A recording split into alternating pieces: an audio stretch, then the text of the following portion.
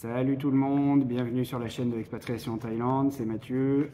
Ici, je vous partage mon aventure au jour le jour. Je suis arrivé il y a quelques mois. Sur cette chaîne, vous allez pouvoir suivre mes avancées, comment ça se passe pour moi, les difficultés que je rencontre, les obstacles que je franchis, l'idée que je me fais du pays, mes premières impressions, etc., etc. Je vous partage toute l'aventure en direct sur la chaîne, donc n'hésitez pas à me suivre. N'hésitez pas à mettre des commentaires. Aujourd'hui, on n'est pas très nombreux sur la chaîne, donc j'ai le temps de répondre à tout le monde, il n'y a aucun souci pour ça. Voilà, mettez des likes, mettez des dislikes si vous n'aimez pas, laissez-le moi savoir. Et surtout, abonnez-vous, ça aidera à faire grandir la chaîne et à la faire connaître un petit peu plus. Voilà. Alors aujourd'hui, on va aborder le sujet du téléphone, tout simplement. Alors, vous avez trois différents opérateurs mobiles ici en Thaïlande. Il y en a peut-être d'autres, mais en tout cas, ça, c'est les trois plus gros. C'est un petit peu comme en France, hein, trois gros qui se partagent le marché. Ici, vous avez AIS, vous avez True 5G et vous avez DTAC. Donc, bon, DTAC, je ne pourrais pas vous en parler parce que je ne l'ai pas testé. Par contre, quand je venais en mode voyage, en touriste, de passage, je prenais souvent True 5G. Voilà, carte prépayée que j'achetais à l'aéroport tout simplement. J'en avais pour 15 jours ou un mois et puis quand je partais, je laissais la carte SIM derrière moi. Aujourd'hui, je suis chez AIS. Donc ça, c'est le premier opérateur. J'ai pris un forfait pour un mois. Enfin, c'est pas un forfait, en fait, c'est une carte prépayée aussi. Je la prends pour un mois, j'ai de la data et je recharge au compte-gouttes si j'ai besoin d'avoir des minutes de communication téléphonique. Voilà, et tous les mois, je recharge tout simplement. Alors, comment ça se passe? Quand vous arrivez à l'aéroport, la première des choses que vous allez voir, alors la première des choses, ça va être les bureaux de change. Et la deuxième des choses, ça va être les opérateurs téléphoniques. Chaque opérateur, en fait, a son petit stand dans le hall de l'aéroport, vous ne pouvez pas les louper. Et ils vous vendent des cartes SIM prépayées. Donc, vous donnez votre téléphone, hein, ils ont l'habitude. Ils vont enlever votre carte SIM française ou d'ailleurs. Ils vont vous la mettre dans un petit sachet pour ne pas la perdre et ils vont mettre leur carte SIM à eux. Vous verrez, il y a plusieurs formules. Il y a des formules spéciales touristes. Vous avez des formules pour quelques jours, pour une semaine, 2 semaines, un mois. Vous avez la plupart des formules, vous aurez uniquement les datas pour l'accès Internet. En fait, vous n'aurez pas forcément de minutes de communication. Après, il existe aussi des formules avec 1 heure, 2 heures incluses de communication téléphonique. Donc c'est à vous de choisir ce que vous voulez tout simplement. Les prix, c'est pas très cher.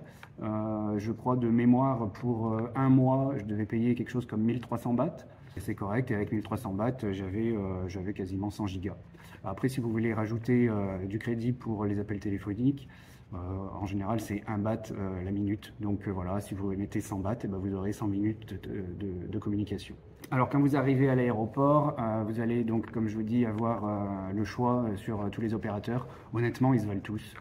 Alors moi, entre AIS et True 5G, je n'ai pas vu la différence. Après, tout dépend. Si vous allez vous perdre au fin fond de la jungle, des parcs nationaux, là il y aura peut-être une différence de réseau, de qualité de réseau entre l'un et l'autre. Bon, si vous restez à Bangkok, vous allez à Phuket, à Samui, à Pattaya, dans tous les endroits touristiques, honnêtement, je ne suis pas certain que le choix de l'opérateur soit crucial parce qu'ils sont tous très bons, tous très au point et vous n'aurez pas de problème. En plus, si vous restez en ville, il y a du Wi-Fi partout ici. Moi, je suis sur Bangkok. Dès que vous rentrez dans les centres commerciaux, il y a du Wi-Fi. Dans les restaurants, dans les cafés, il y a du Wi-Fi. Si vous êtes en rade de data, vous allez dans le premier Starbucks que vous trouvez, il y a du Wi-Fi gratuit. Vous n'aurez jamais de problème de connexion en fait à partir du moment où vous restez en ville. Après, si vous vous éloignez un petit peu, bon voilà, ça peut évoluer. Alors, si comme moi, vous détestez être hors connexion, vous achèterez votre carte SIM directement à l'aéroport. Moi, c'est ce que je faisais quand j'étais en voyage. Dès que je sors de l'avion, la première des choses que je fais, c'est aller acheter une carte SIM. Je veux toujours avoir de la connexion, je veux toujours pouvoir appeler un taxi, regarder sur Google Maps où je suis, etc. Donc ça, moi, j'attends pas d'être en ville, je le fais directement à l'aéroport. Si vous attendez d'arriver dans le centre-ville, je pense que vous trouverez des options moins chères.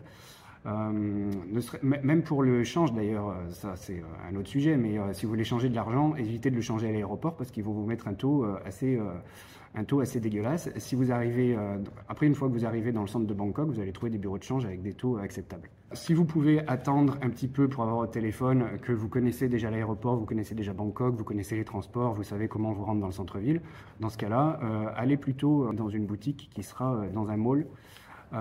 Ou qui sera dans le centre de Bangkok, à Silom, à Sukhumvit, etc. Dans les malls, vous allez trouver tous les opérateurs. Ils vont vous présenter ce qu'ils ont. Il y a tout, pareil, c'est comme à l'aéroport, il y a toutes les formules. Vous aurez une semaine, 15 jours, un mois, etc. Moi, j'ai pris, alors AIS, c'est un forfait prépayé qui dure 30 jours. Avec 30 jours, j'ai 100 gigas de data. Ça me coûte 400 bahts par mois, donc 400 bahts, voilà, 10 euros. J'ai pas les communications incluses, donc ça, je les rajoute par-dessus. Si je veux les communications téléphoniques, je crédite 200 bahts, ça me fait 200 minutes de communication et c'est largement suffisant. J'ai pas besoin d'avoir beaucoup de communication, enfin de minutes de communication ici, parce qu'en Thaïlande, en fait, on n'utilise pas trop le téléphone. Ici, on utilise une application qui s'appelle Line. Je crois qu'on ne connaît pas ça, nous, en Europe. Line, c'est un peu l'équivalent de WhatsApp. Ils utilisent aussi un petit peu WhatsApp, mais pas beaucoup. C'est surtout Line. Line, ici, c'est partout, c'est sur tous les téléphones. Donc Line, avec Line, vous pouvez avoir des conversations audio, des conversations écrites.